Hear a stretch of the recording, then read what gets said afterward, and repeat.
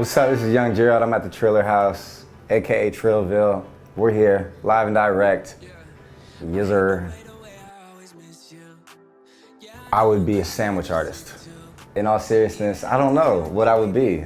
You know, like just falling in love with music at an early age. You know, I never had a plan B.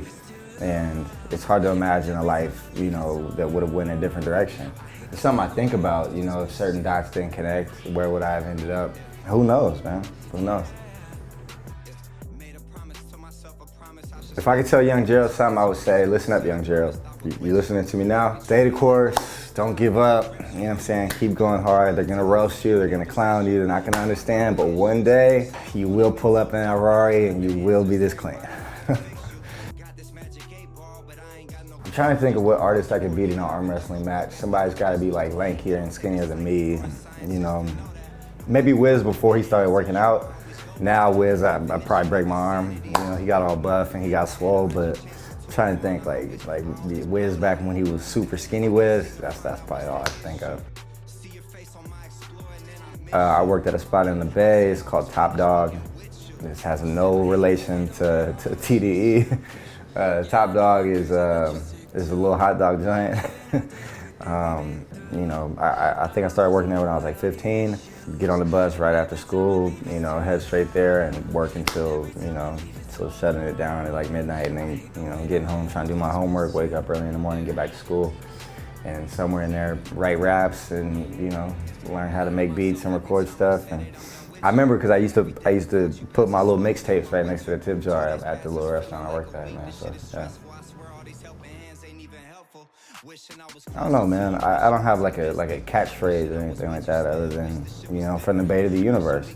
Man, chase your dreams, don't give up, you know, like aim for the stars and don't settle for anything less, man. Just like, you know, if you love something, then love it hard. I have no other way to love than to love hard. Like, that's just who I am. So chase your dreams, man, and love what you do, and then do it a lot, and naturally you'll get better at it. And then if you get better at it, then maybe one day, you know, you start to connect the dots and it'll start to work out for you. I'm really into sour candy. And early in quarantine, this was a very hard decision. I got on Amazon and I ordered in bulk, like sour belts. Like, that's my favorite all-time candy, and I think I got like 6 boxes. You know, working my way through those. So, middle of the night, man, just devouring sour Skittles, sour belts, sour straws. That's pretty much it.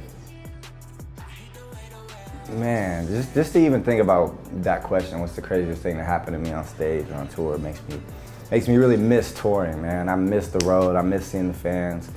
I miss the nights where we'd sweep up all the bras that got thrown on stage and all the panties. And there was this one time, this really big bra got thrown on stage, like a really, really big one.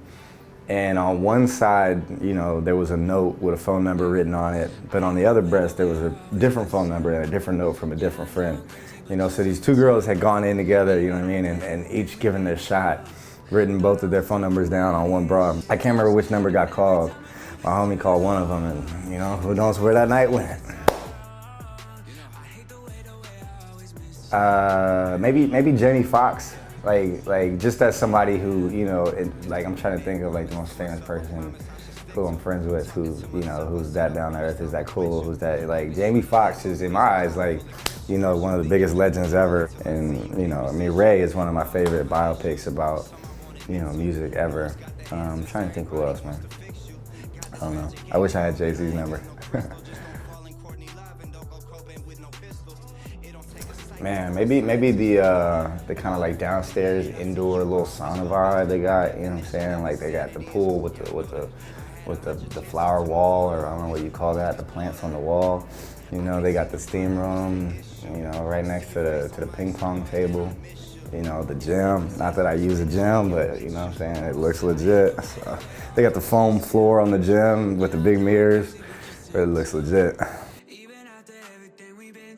Well, from shoes, probably most expensive shoes I own, either the Air Mags, those are like 10K, or the Nike SB Pigeons, those are like 10K. So you start there and you go up, you know, you put on some leather pants, that's another 3,000, Saint Laurent. You know, put a good $5,000 jacket on. You know, you're upwards of, you know, and then you add in jewelry and all that, you know what I'm saying?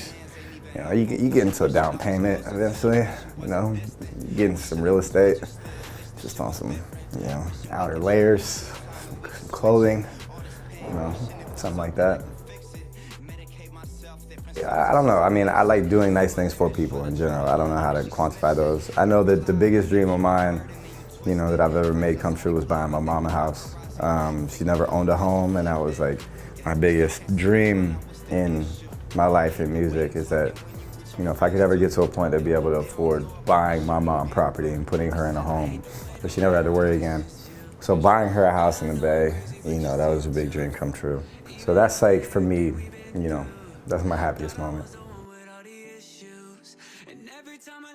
I mean, all types of people. Like, I don't think people know how wide-ranging my like influences are. You know, everything from, you know, Dr. Dre to Tribe Called Quest to Kanye, all the way to like, you know, Johnny Cash, Nina Simone, Bob Dylan, the Beatles. You know, it's very wide-ranging. I know the album that really changed my life and made me want to take music seriously and rapping seriously was the Black Album, G-Eazy.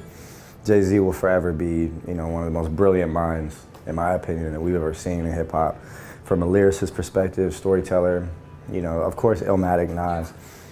But man, it's like, it's not hard to find inspiration in a lot of places now. I think music is in a great place where you don't see as much, you know, genre or category, you know what I mean? You just see like a lot of stuff that's just blending a lot of influences, and I think that's a great time to, you know, find that freedom as an artist to be able to do things regardless of restrictions or feeling like boxed in.